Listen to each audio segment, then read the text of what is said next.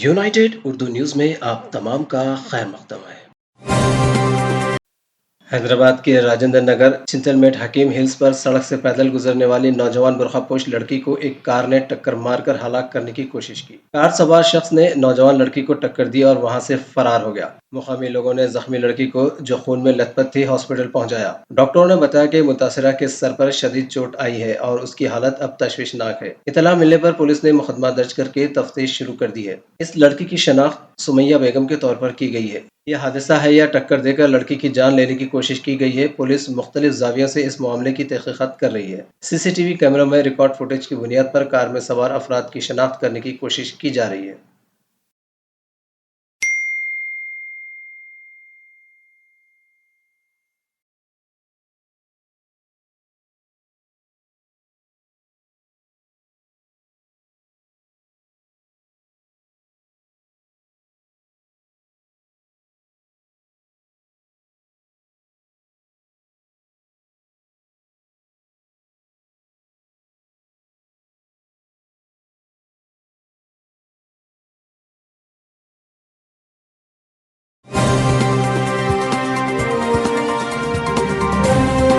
हमारी हिम्मत अफजाई के लिए इस चैनल को सब्सक्राइब करिए, वीडियो को लाइक करिए और शेयर करिए।